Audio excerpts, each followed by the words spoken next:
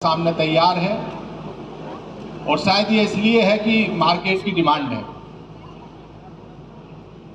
शिक्षा केवल और केवल तभी सार्थक है जब आपको इस लायक कर दे कि आप अपने पैरों पर खड़े हो जाएं, आप आत्मनिर्भर हो जाएं और आप स्वावलंबी हो जाएं। अगर पढ़ लिख के भी अगर कुछ नहीं कर पा रहे हैं तो ऐसी शिक्षा का कोई मतलब नहीं है। शिक्षा के बारे में थोड़ा कटु भी मैं बोलता हूं क्योंकि मेरा पुलिस में आने से पहले और पुलिस के दौरान 10 वर्ष शिक्षा का अनुभव है। मैं यूनिवर्सिटी में असिस्टेंट प्रोफेसर भी रहा हूं, एकेडमिक पार्ट भी देखा है और वहाँ का एडमिनिस्ट्रेशन भी देखा है क्योंकि एक विश्वविद्यालय में रजिस्ट्रार भी रहा हूँ। इसलिए बड़ा क्रिटिक्स हूँ आज की शिक्षा पॉलिसी का। हो सकता है कुछ यूनिवर्सिटी वालों को बुरा लग जाए और शिक्षा वाले सामान्य रूप से किसी भी लेवल पे जब हम इंटरेक्शन करते हैं तो अवॉइड करते हैं क्योंकि बुरी बात किसी को सुननी अच्छी नहीं लगती। लेकिन जब से शिक्षा का बाजारीकरण हुआ है तब से शिक्षा निकल गई। शिक्षा सेवा का क्षेत्र था, शिक्षा सर्विस है, लेकिन आजकल इसका बाजारीकरण होने के कारण जो एक क्वालिटी एजुकेशन की ज़रूरत पड़ती है वो कहीं नहीं है। इसका हर तरीके से आप देखिए, आप जितने यहाँ पे माता पिता बैठे हैं, अभिभावक बैठे हैं, क्या कोई अपने सीने पे हाथ रख के कह सकता है कि आप अपने बच्चे को टीचर बनाना चाहते हैं? आप सबके ख्वाब हैं कि वो आईएएस बने, आईपीएस बने, पता नहीं क्या क्या बने, बस शिक्षक ना बने।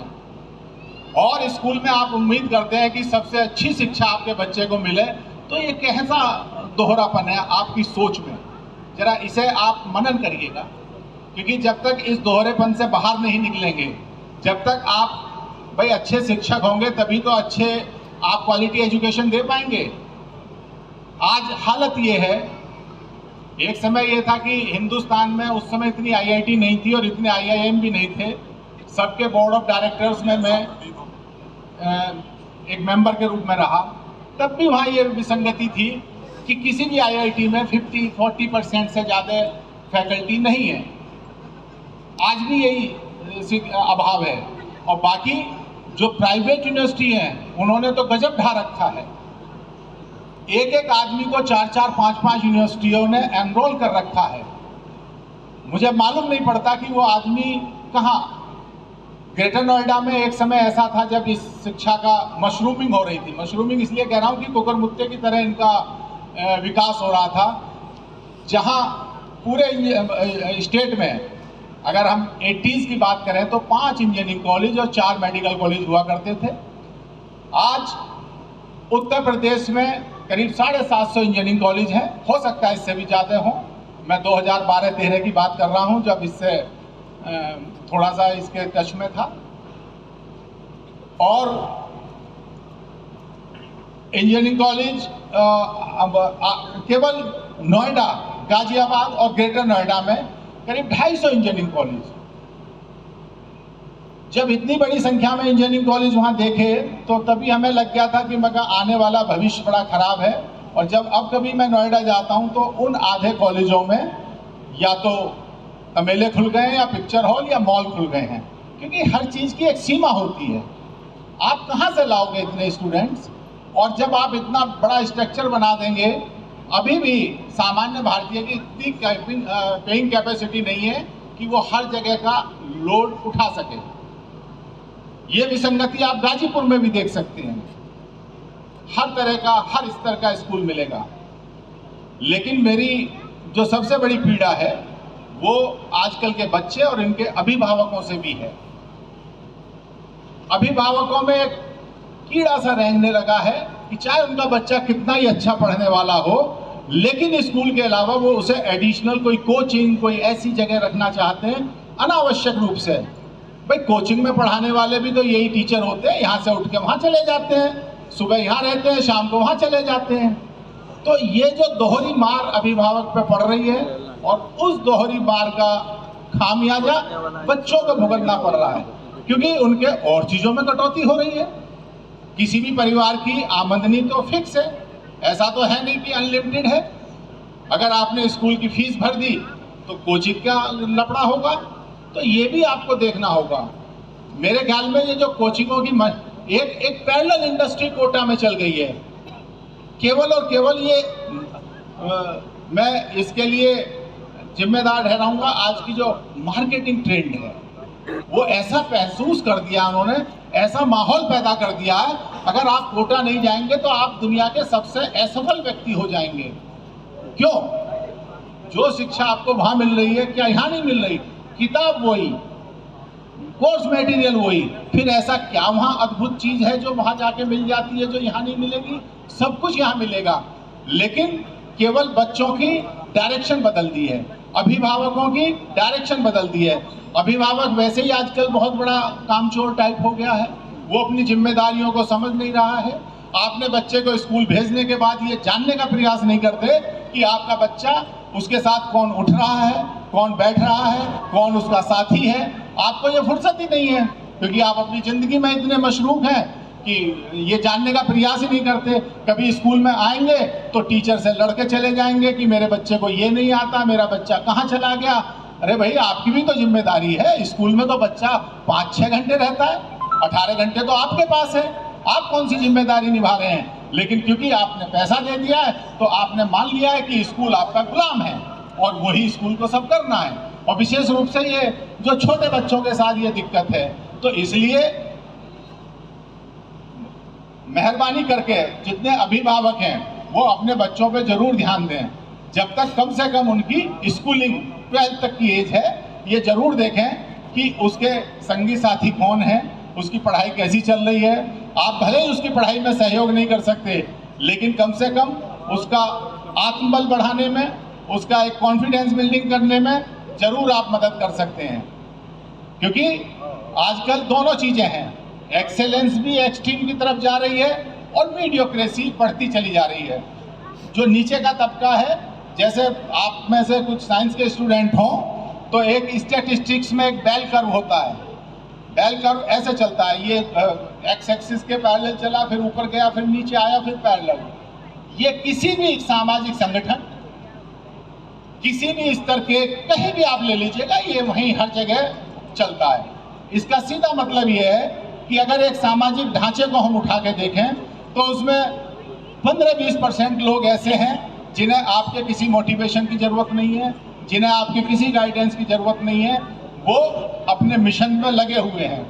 वो उसी तरह से हैं कि उन्हें अपनी मंजिल मालूम है, उन्हें उस मंजिल को प्राप्त करने की जुस्तजू भी आती है, उसे प्राप्त करने का रास्ता भी आता है। और 15-20% जो इधर वाले हैं वो ऐसे हैं जिन्हें आप कितना ही समझा लो वो वैसे ही रहने हैं, उन पर आपका कोई प्रभाव नहीं पड़ने जा रहा। जो बीच के 40 से 60% है इस सामाजिक ढांचे में, वो ऐसे हैं जो कुछ इधर देख रहे हैं, कुछ इधर देख रहे हैं। वहाँ मोटिवेशन की उन्हें जरूरत है, आप उन्हें इधर लाना चाह रहे हैं अच्छों की तरफ। अगर मोटिवेशन नहीं कर पाए तो वो इधर सरकने में भी देर नहीं लगेगी। तो आपका उसी तरह का समाज का गठन होता है। और इसमें समाज के जो जिम्मेदार लोग हैं, उसमें अध्यापक भी एक, टीचर, आपके पेरेंट्स, ये सब इसका संयुक्त एक सांगठनिक स्ट्रक्चर है। उसमें कोई अपने आप को अलग ना समझे।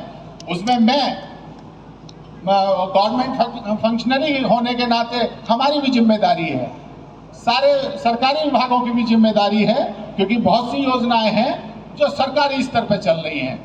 लेकिन जहां जहां अपनी जिम्मेदारियों का अभाव हुआ, वहीं हमारे आने वाली नस्लों में मिलावट शुरू हो जाती है। और जिस भारत की हम कल्पना कर रहे हैं, उसके लिए हमें एक अच्छी एजुकेशन का निर्माण करना पड़ेगा। नई एजुकेशन पॉलिसी आई है, मेरे ख्याल में, मुझे तो नहीं लग रहा किसी ने पढ़ी होगी। यूनिवर्सिटी वालों ने संभवतः जरूर पढ़ी होगी, लेकिन मेरा आग्रह है क्योंकि वो हर आदमी को उस पर ध्यान देना चाहिए, क्योंकि कहीं ना कहीं आपके बच्चों का भविष्य उसी से जुड़ा हुआ है। आप उसे एक तरफ नहीं रख सकते, आप उसके बारे में आपको सोचना पड़ेगा। अगर आप अपनी जिम्मेदारी नहीं निभाओगे तो निश्चित रूप से आपको आगे चल के इसका खामियाजा भुगतना पड़ेगा। और जितने यहाँ बच्चे बैठे हैं जो इस कार्यक्रम में प्रतिभाग करने के लिए आए हैं, उनसे भी मेरा अनुरोध है कि अपने अंदर ऐसा जज्बा पैदा करिए कि अपने माँ बापों को इसलिए परेशान मत करिए कि मुझे कोटा जाना है, मुझे बॉम्बे जाना है, वहाँ जाना है। आपको यहाँ फैसिलिटी मिल रही है, आपको यहाँ सारी सुविधाएं मिल रही है। आज गाजीपुर में अच्छे अच्छे स्कूल हैं, आपका स्कूल है और भी अन्य बहुत से स्कूल हैं यहाँ पे मौजूद हैं।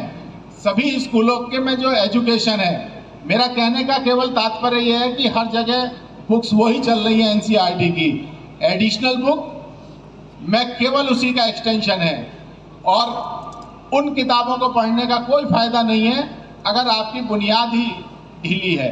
बुनियाद के लिए आप अपना कोर्स वर्क, जो कोर्स बुक है उन्हें करिए।